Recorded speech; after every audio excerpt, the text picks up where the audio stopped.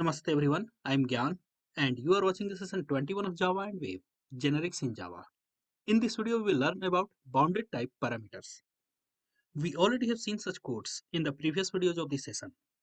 Here we know that for the JVM, the type parameter t is of type java.lang.object. Therefore, for the JVM, the reference variable s of type t is a reference variable of type java.lang.object. But a programmer can only store a reference of an object of type argument, that means the type argument passed here while creating the object. So a programmer can store a reference of an object of type argument or its children in the variable t of type s. We already know these concepts. We already have used it. That means as a programmer, by using the reference variable s, you can only store the reference of the string object or children classes of the string object in the reference variable s of type t. We already have seen such concepts in the previous videos of this session. We already have seen such examples in the previous videos of this session. For the JVM, s is the reference variable of type object, and by using the reference variable f1, a programmer can only store a reference of an object of type number or children class of number. Here the programmer is passing an integer to the reference variable s. Therefore, the reference of the integer object will be stored in the reference variable s. Therefore, by using the reflection API, when we try to print the name of the object, it will print the variable name s. And when we try to print the type of the object, means f.getType.getName, then it will print java.lang.object. But while printing s.getClass.getName, we are actually printing the type of an object whose reference is stored into the reference variable s. And here it will print java.lang.integer because the reference of an object of type integer has been stored into the reference variable s. Now what's happening here? The variable s is of type object and the reference stored in the variable s is of type integer. So we can typecast the reference variable s to integer. When we typecast the reference variable s to integer, then the variable s becomes an integer and then after we can add 2 on it. Just by using the reference variable s, we cannot do any integer operation because s is of type object, not of type integer.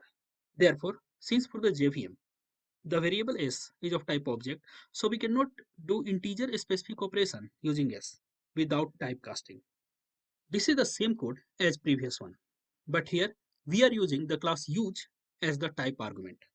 Now for the JVM, s is a reference variable of type java.lang.object. But the object whose reference is stored in the reference variable s is of type use. So we can typecast the reference variable s to use and then we can call use specific method because s itself is a reference variable of type object, not of type use. Therefore, to call the use specific method, we first need to typecast the reference variable s to use. So here in this case, the name of the variable is s, the type of the variable is java.lang.object, and the type of that object whose reference is stored in the reference variable s is use. So here, in the last 3 examples, we have seen that for the JVM, the variable s is of type java.lang.object. Therefore, we can use any object as the type argument of the class generic class first. So here we have seen that since for the JVM, the variable s is of type java.lang.object. So we can use any class as the type argument of the generic class first because reference of any object can be stored in a reference variable of type object. And for the JVM, the variable s is of type object. So can we do something else so that for the JVM, t becomes a data type other than java.lang.object? Okay, means I want the JVM to see the variable s as number, java.lang.number. I want the JVM to see the variable s as java.lang.string. Means what we want is the variable s to become a reference variable of a data type other than java.lang.object for the JVM. Yes, we can do that using bounded type parameter. By using bounded type parameter, we can say the JVM to bound the type of t to data type lower than java.lang.object in the parent child tree. We know that the java.lang.object is on the top of the parent-child tree. So we may say the JVM to bound the type parameter T on a lower class of the parent-child tree rather than the topmost class object. Now look at the first case. For the JVM, since S is a reference variable of type java.lang.object, so inside the class first, the variable S can be typecasted to any object in Java. The type parameter T is not bounded here. Not bounded means what? The type parameter T belongs to the topmost class in the parent-child tree, that is the java.lang.object. And bounded means what? The type parameter T is not belong to the top class of the parent-child tree. Now look at the second case. Here, in between the opening and closing angle brackets, we are writing T extends class name. Now T has been bounded to the class name for the JVM. T not more belongs to the topmost member of the parent-child tree. T is not more java.lang.object, but the T has been bounded to the class name. So what we can store in the reference variable S of type T is either a reference of an object of the class name or the reference of the objects of children of the class name. What we were able to do in this example, for the JVM, T belongs to the topmost object, that is java.lang.object. So we were able to store any reference in the reference variable S. But since here T does not belong to the topmost member of the parent-child relationship, therefore we can only store the reference of an object of type class name or the children of the class name in the reference variable S. Therefore, since S is a reference variable of class name, so inside the class first, the variable S can be typecasted to either class name or children of class name. The type parameter T is now bounded. Here the type parameter T was boundless. The type parameter T was belonging to all the classes in the parent-child tree. But here the parameter T is bounded to the class name. Hopefully you are getting my point. In the first case, the type parameter T is not bounded. So we can use any class as the type argument of the class first. We can use the number as the type argument of the class first, and we can use the class name as the type argument of the class first. But here in this case, the T is bounded. So only class name or the children of the class name can be used as the type argument of the class first. Therefore, using here number throws compile time error. We can use only class name or children of the class name as the type argument of the class first. Here if T extends number, then we can create an object of the class first by using number as the type argument and by using children of the number as the type argument, means integer, long, float, double, byte, etc. But since the class string is not a child of the class number, therefore we cannot create an object of class first by using string as its type argument. Here in this case, the type parameter T extends number. So we can create an object of the class first by using number as its type argument, and we can pass the reference of the children of the number in the reference variable S of type T. After that, we are calling the getS method.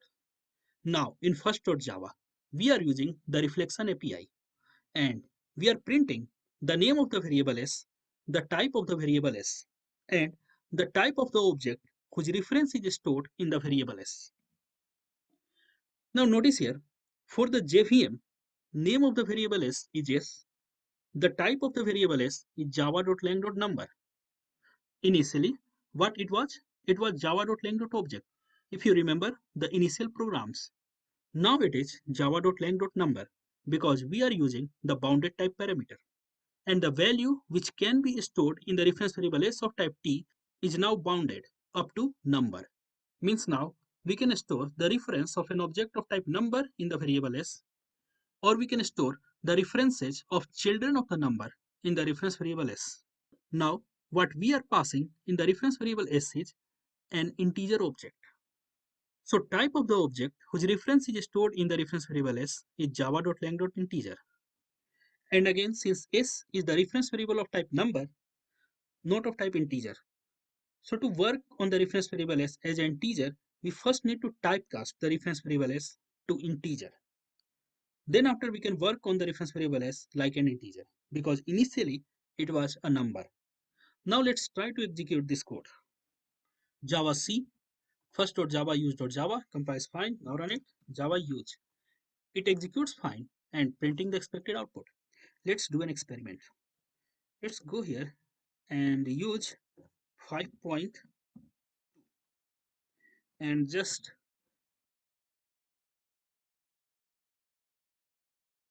let me remove this last statement s plus 2. Compile it. Compiles fine. Now execute it. It executes fine. Now see here. The type of s is java.lang.number, but the type of an object whose reference is stored in the reference variable s is java.lang.double. Initially, it was java.lang.integer. Now it is java.lang.double. Now let's remove this comment statement. Compile it. Compiles fine. Now execute it. The JVM throws an exception that java.lang.double cannot be cast to java.lang.integer, which we already know. The class double and the class integer do not have any parent-child relationship, so they cannot be casted into each other. This is the same code as previous one, but here we can create a new object of type first by using integer as its type argument. Because integer is a child of the class number.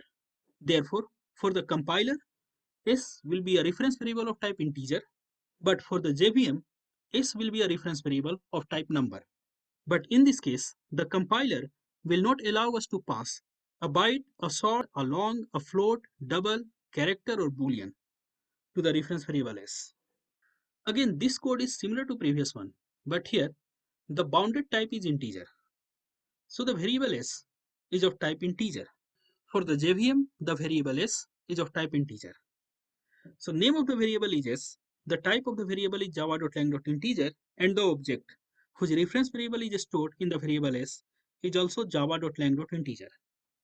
And since for the JVM itself, the reference variable s is of type integer, therefore here we do not need any typecasting to do an integer specific operation. Similarly, here in this case, the variable t bounded to the class use. So for the JVM, the variable s is of type use. Therefore, we do not need to typecast the variable s to call a use specific method. So now for the JVM, s is of type use rather than object. We can call use specific method without any typecast. We can bound the type parameter t to an interface. Here we have bounded the type parameter t of the class first to an interface runnable. So any class which implements runnable that can be used as the type argument of the class first. Since runnable is an interface, so we can pass implementation classes of runnable as type argument. Since the class use implements runnable, so we can pass it as type argument. Now for the JVM, the variable s is of type java.lang.runnable. Here we cannot pass the string as the type argument because string does not implement runnable. And remember that in such a cases, when the type argument t is bounded to the interface runnable, the variable s becomes of type runnable. For the JVM, t becomes runnable and the variable s becomes of type runnable. See, normally what we used to is, we use implements while using an interface and we use extends while using a class. But if we talk about the type parameter, then only extends word is allowed with the class or with the interface. Although runnable is an interface, but we cannot use implements keyword in the type parameter. This is an error. Implements and superwords are not allowed in the type parameter. Like these two type parameters are errors. This one is okay. We can also bound the type parameter as a class implementing more than one interface. Like here in this class declaration, the class first t extends runnable and comparable. So in this case, while creating an object of the class first, the type argument used for object creation should be a class which implements both runnable and comparable. Here in this case, the type parameter t extends both runnable and comparable. So as the type argument, we can use only that class which implements both runnable and comparable. If class use implements only runnable or only comparable interface, then we cannot use the class use as the type argument. We are using the class use as the type argument only because the class use implements both runnable and comparable. While defining the type parameter, if the runnable word occurs before the comparable word, then by the JVM, T will be considered as runnable and S will be considered as the reference variable of type runnable. Here in this case, since the runnable word occurs before the comparable, so the reference variable is considered as a type runnable. And here in this case, since the comparable word occurs before runnable, so for the JVM, the type T will be considered as comparable and the variable S will be considered as the reference variable of type comparable. Which one occurs first after the extends keyword, T becomes of that type. Here in this case, the number is the class and runnable and comparable are the interfaces. Here in this case, while creating an object of the class first, we use that class as the type argument which extends the class number and implements runnable and comparable interface. And in this case, the T will be of type number. You can use the reflection API to see the type of the variable S, as we have seen in the earlier cases. Here in this case, number and thread both are the class names. So the type parameter cannot extend two classes because there is no provision for the multiple inheritance in Java and we cannot find any class which extends two classes. That's why in this case the compiler will throw an error. But same is the true if number and thread were interfaces. Here in this case, runnable is the interface and number is the class. First remember that only one class can exist in the type parameter. And if a class exists as the type parameter, the name of that class should be the first word after the extends keyword. So I hope you got all my points and now you are comfortable with the concept of bounded type parameters. That's all for this video guys. Don't forget to like and share this video, subscribe my channel on YouTube, like my page on Facebook and leave your valuable comments in the comment section below. Thanks for watching. See you in the next video.